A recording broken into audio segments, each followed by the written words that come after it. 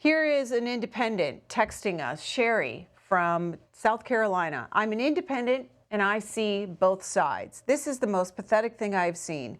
There's no governance, no policy here, just a vendetta against one another in front of the American people. There's no truth anymore, just one lie after another. We now have one divided country. United we stand, divided we fall. We're falling fast. Mike in Norwalk, Ohio. Mike, let's hear from you. Good morning, America. That last text, I wish you would read it again because it's exactly what's going on here. Let's talk about the facts about Omar. She apologizes. Sure, she apologized after she got caught. She knew that the Republicans were going to come in and take action on her words. Words are everything. I spent an hour yesterday watching these clowns, and I'm using that term loosely, clowns. The Democrats, they stirred so much hatred and racism. That's all I hear out of them. That's how they get out of what's going on. We are going down the toilet, and we the people are allowing these people to fight amongst themselves, not work together. Get back to Omar. She comes into this country, marries her brother, gets everything handed to her, and she came in illegally by marrying her brother. Then she gets caught in tax with her husband, which was actually her brother. I mean, come on, people. How much more of this are we going to take? Okay, Thanks. This is Business Insider with the headline, everything we know about the persistent but unproven rumors that Representative Ilhan Omar married her brother. It says here, prominent progressive Representative Ilhan Omar has for years found herself on the receiving end of a slew of incendiary attacks from former President Trump and other Republicans, including persistent but baseless rumors that she married her brother.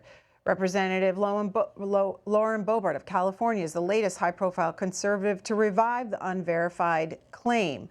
Omar, who was born in Somalia in 1982, came to America as a refugee with her father and siblings in 1995 by way of a Kenyan refugee camp and resettled in Minneapolis, where she became a U.S. citizen. Omar was elected to the Minnesota House of Representatives in 2016 and to Congress in 2018, one of the first two Muslim women to serve in Congress. The unverified rumors that Omar married her brother originated from an anonymous user on a Somali American internet forum in 2016 and have circulated around the internet ever since.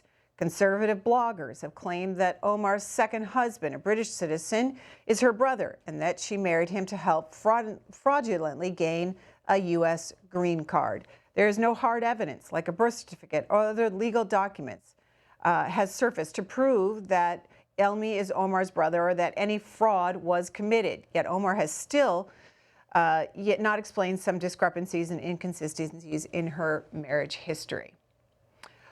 This is James in Collins, Mississippi. James, you oppose. Yes, ma'am. Good morning. It's kind of sad to sit here today, Monday, after listening to what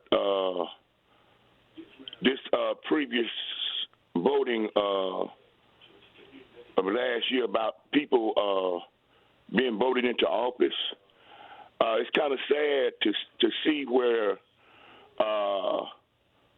these men are so unaware of the wisdom and the blessings of women of every race, every color. But for some reason, the Republican Party, and let me change that. I'm not going to say the Republican Party. I'm going to say these politicians, these men of the Republican Party that are politicians, they're like wolves in sheep clothing. I can go down memory lane right now, Miss Lady, and tell you some of the things that some of not only what this lady has said and repented of it, but President Trump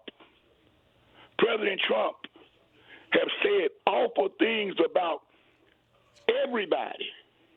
President Trump have talked about Israel, Semitics. Ms. Green. This is not about discipline.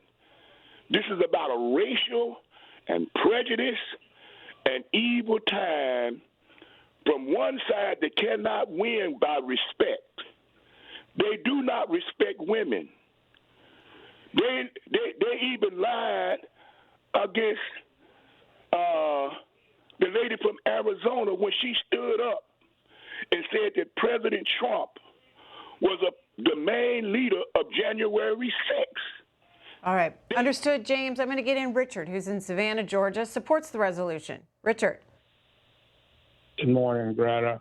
I watch a lot of C-SPAN, and it's amazing that it seems like it's always race and gender with the Democrats. Yet I look at the pictures that we're showing today on C-SPAN, and I see absolutely no Caucasian people behind the speakers. And I think more important, I watch C-SPAN all day. Unfortunately, I can't get around. And the other day on C-SPAN 2 or 3, they had one of their first meetings, and I think this is a bigger story. The Democrats spent 1 hour trying to get under God out of the Pledge of Allegiance. And in the same meeting, they had a vote saying that America will never be socialist like Venezuela. Not one Democrat voted for that. So I think we have a bigger problem here, and it's not us against them, white against black, whatever. We all need to be Americans. All right, Richard. And